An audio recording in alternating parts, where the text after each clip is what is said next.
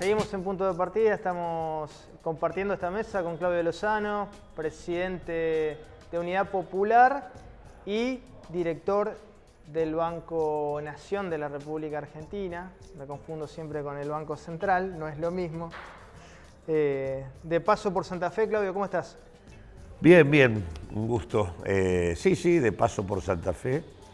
Ahora en Santa Fe, mañana en Rosario, visitando a nuestras compañeras y compañeros en el marco de una decisión que tomamos a nivel nacional, que es recorrer el país en un contexto de suma dificultad. Nosotros somos una de las fuerzas nacionales integrantes del Frente de Todos. Estamos preocupados por lo que ha sido el trayecto del Frente de Todos desde su asunción hasta aquí. Y bueno, creemos que es momento de rectificar el rumbo de lo que se ha hecho hasta el momento, para tratar de estar a la altura de las circunstancias de lo que en todo caso tuvimos como compromiso electoral en el 2019. Ya vamos a entrar en temas puntuales, en propuestas, pero digo, mencionaste el inicio del Frente de Todos, ¿no? Es una coalición amplia con diversas expresiones políticas, ideológicas, como toda coalición, como todo frente. Digo, la falta de un programa o de un ordenador común, ¿no es algo que haya condicionado el devenir de este Frente de Todos, Claudio, a tu parecer? ¿O? En mi opinión, vos sabés que los programas se escriben y ahí quedan. Lo que sí me parece que es el punto nodal de las limitaciones políticas que ha tenido el Frente, es que si bien pudimos ser una coalición electoral sumamente importante y exitosa, que cumplió con el objetivo de desalojar a Macri de la gestión, lo cual no es poco, en ningún momento logramos transformar esa coalición electoral en un acuerdo político.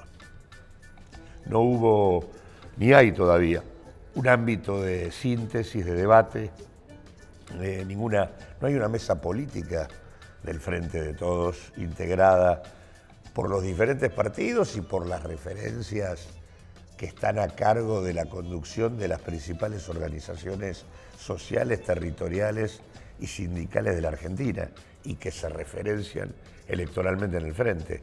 Esa mesa político y social que debería haber existido de entrada como marco de debate y de conducción del Frente, nunca existió. Claro. Y creo que eso ha limitado la capacidad de gestión. Es importante lo que mencionás, pero también es cierto que aún existiendo una mesa de debate, si no hay acuerdos sobre temas puntuales... Si hubiera habido una mesa de debate, se hubiera arribado a acuerdos. Claro. En todo caso, me parece que el problema que se plantea es que terminamos debatiendo públicamente lo que deberíamos haber resuelto como estrategia interna común. Claro. Porque aparte a nadie le escapa las dificultades con las que se recibió la Argentina luego de Macri, ni tampoco las dificultades que planteó la pandemia, ni tampoco incluso el escenario mundial actual en el marco del conflicto bélico. Digo, no es que le haya tocado al Frente de Todos un momento formidable, digamos. Lo cierto es que todos, siendo conscientes de eso, podíamos acordar, porque aparte había puntos de base bastante claros, digo, era, digamos, un nunca más a las políticas neoliberales, era colocar en el centro cómo recuperar las condiciones de vida de la población y cómo ir poniendo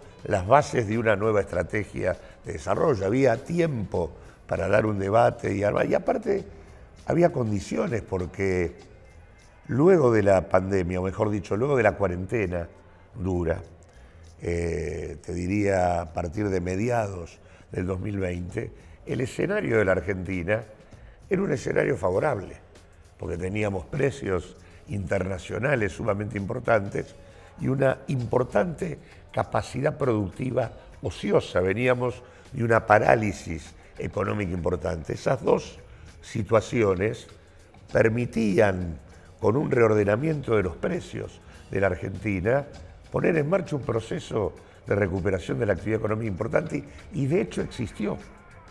La economía repuntó, rebotó 10 puntos respecto a lo que había sido la caída inicial. Lo que pasa es que hubo dos temas que te diría que no se abordaron adecuadamente y que fueron el límite del proceso inflacionario y el límite del endeudamiento. La cuestión inflacionaria no se discutió, se validó un comportamiento de los formadores de precios que no debió haberse aceptado y eso transformó la recuperación de la actividad económica en un contexto de ampliación de la desigualdad distributiva que hizo que la recuperación quedara en muy pocas manos. Claro.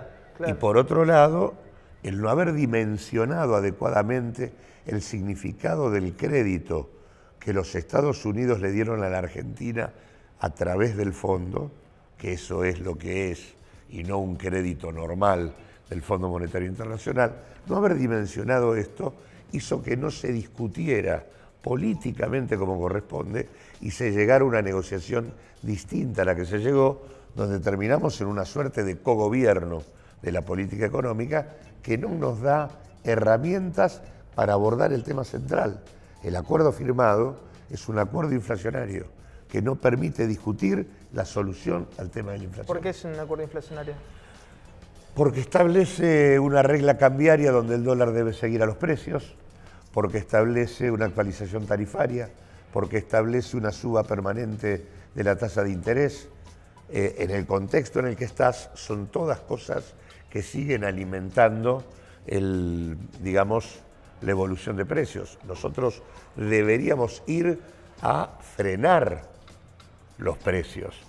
Te diría que hasta en contextos de niveles de esta magnitud, la lógica para frenar la inercia es congelar.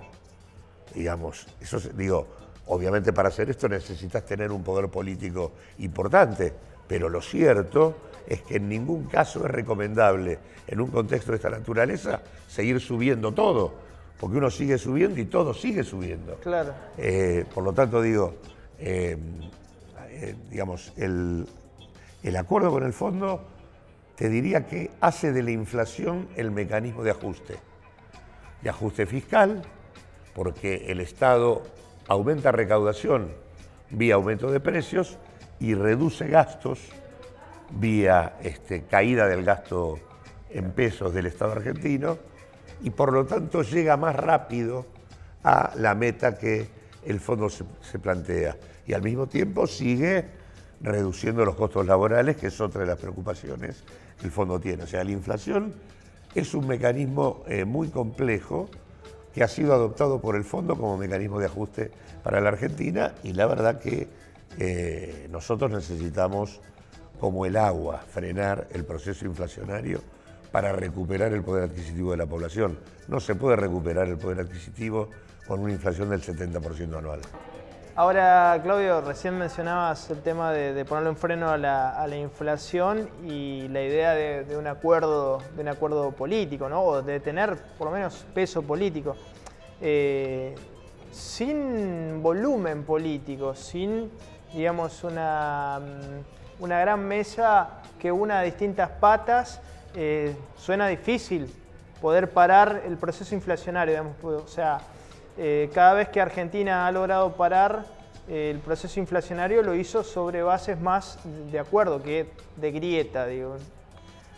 Bueno, casualmente yo creo que la primer clave para salir del momento en el que estamos es refundar el frente. Digamos, el frente se ha ido desarmando en este proceso político. No solo que perdimos la elección de medio término, en donde 5 millones de votantes que nos habían votado en el 2019 dejaron de votarnos, sino que además al avanzar en un acuerdo con el fondo que no expresaba el conjunto del Frente de Todos, se rompió la orgánica en la votación, a punto tal de que el acuerdo sale con los votos de Juntos para el Cambio, no con los votos del Frente de Todos. En ese contexto, la lógica en la situación en la que nos deja la renuncia del ministro Guzmán es volver a convocar al frente, y volver a convocar el frente no implica la reunión entre Alberto Fernández o Cristina y Massa, implica esta mesa política que nunca existió y que debiera existir, volver a darle, a recomponer el poder político que este espacio había logrado nuclear, y que es el poder político que se necesita para poder poner en marcha un conjunto de definiciones que la Argentina requiere. Yo creo que es muy difícil rectificar el rumbo y te diría más, garantizar un rumbo razonable para la sociedad y para el frente de todos si no hay una convocatoria política nueva. Totalmente. Creo que esa es la clave de la solución. Creo que no alcanza con la ministra Batakis, no alcanza, no es un problema de personas. No es un problema económico, Claudia. No es un problema económico. Es un problema político. Exactamente, el debilitamiento político alcanzado es muy alto. Claro.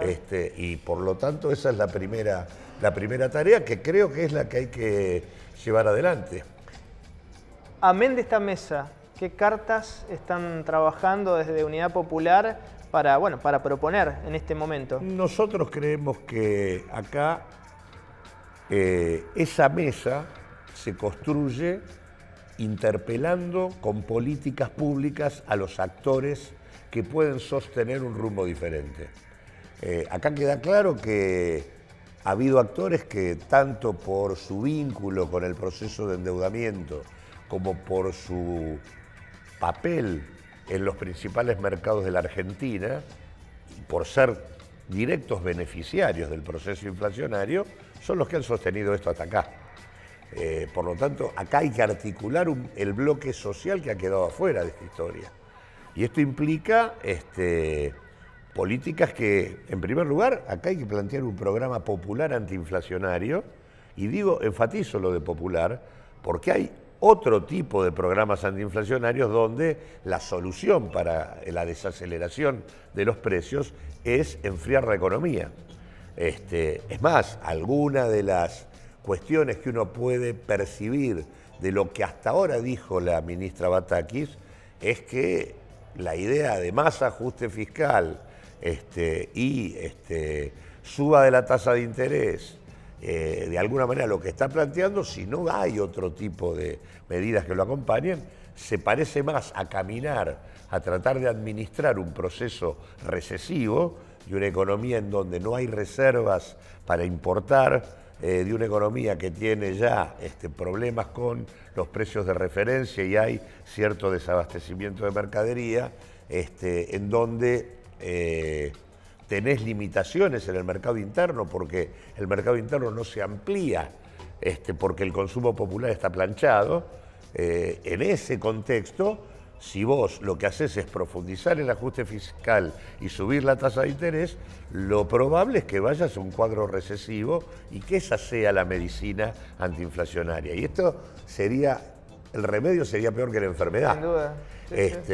Entonces, el programa popular implica otras cosas, implica cómo desacoplamos precios internacionales de internos.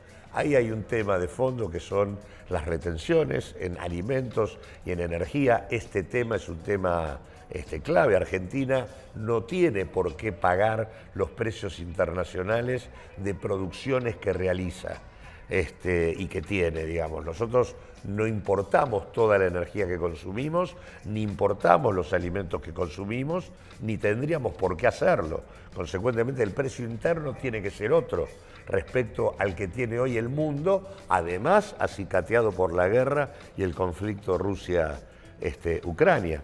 Entonces, este es un primer punto central sobre el cual no hay todavía respuestas. El segundo punto es cómo se establece un control sobre el sistema de formación de precios previo a la llegada a la góndola.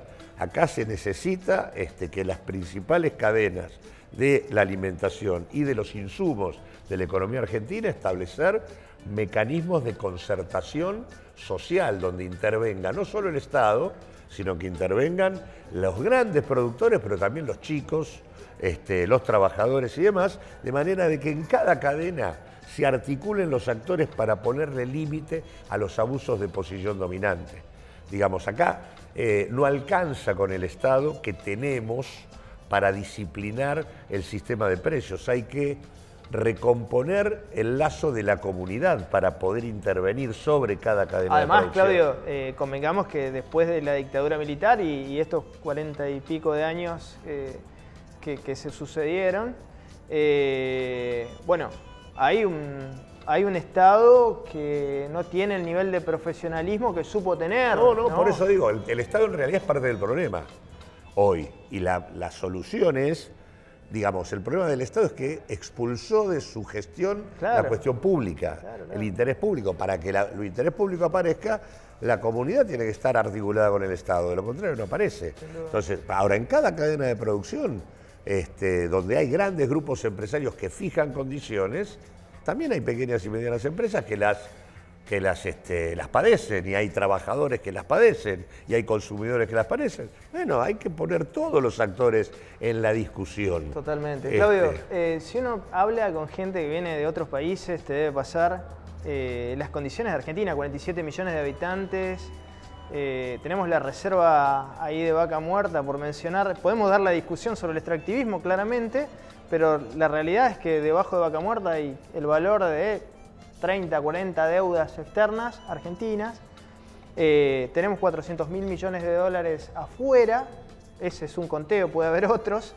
Y uno piensa, con una buena zanahoria, con una buena política, con condiciones, con un proyecto, con una propuesta, ¿cómo puede ser que Argentina no pueda levantarse en estas condiciones, siendo 47 millones de habitantes? O sea, tenemos una escala comparada con otros países. Hay un proyecto en curso que se puso en marcha con el genocidio de la dictadura, que se profundizó durante los 90 y que intentó institucionalizarse con la gestión de Macri, ya sobre la base del consenso electoral.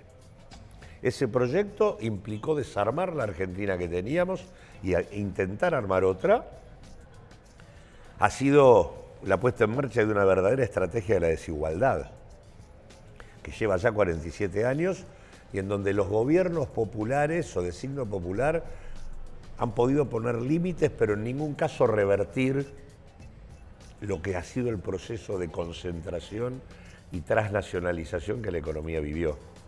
Y esto en realidad tiene hoy datos concretos. Tenemos 25 millones de habitantes que nos llegan a fin de mes, 17 millones de pobres, 4 millones de hambrientos, y del otro lado, unos 114.000 multimillonarios en dólares que tienen una fortuna equivalente a 5 Argentinas, en donde el 70% de esa fortuna está afuera.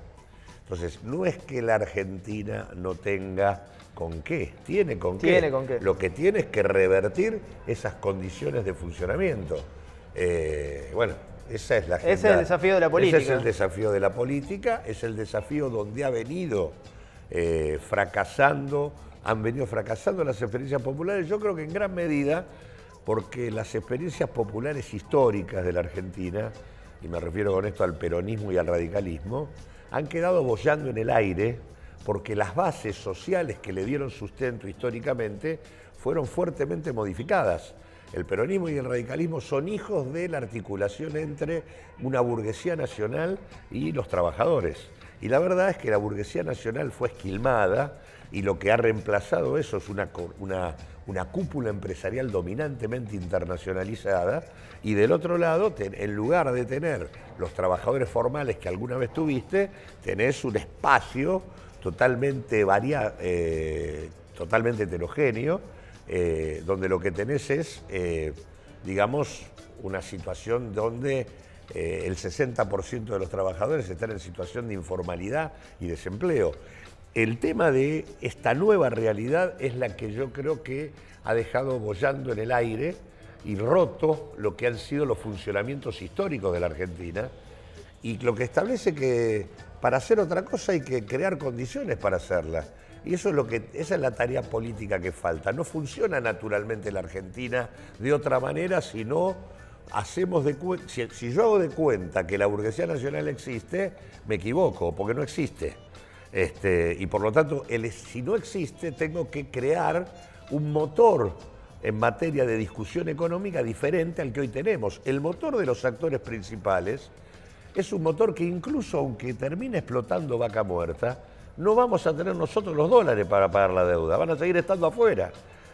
Porque la lógica de acumulación de los principales capitales es una lógica de acumulación, de desinversión, de fuga y de resistencia a la tributación. No vamos a generar esta toil en estas condiciones. Claro, exactamente, porque en realidad, si vos te fijás, en realidad Vaca Muerta viene a ser más o menos lo mismo que el crecimiento del agronegocio. Argentina multiplicó sus exportaciones con el agronegocio. Ahora, ¿dónde está el beneficio para el conjunto de la sociedad? No está. Lo que falta ahí es un Estado que planifique, falta el consenso político.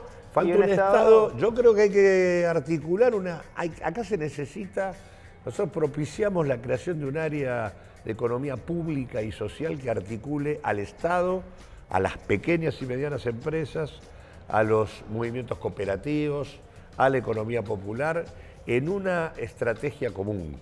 Es más, yo creo que habría que refuncionalizar los programas de empleo, el potenciar trabajo, el progresar, habría que armar sobre la base de un salario social de empleo y formación que tuviera un pago razonable, equivalente al mínimo. En ese área debería servir para financiar proyectos que de alguna manera lleven adelante inversiones sociales necesarias que los actores dominantes no hacen.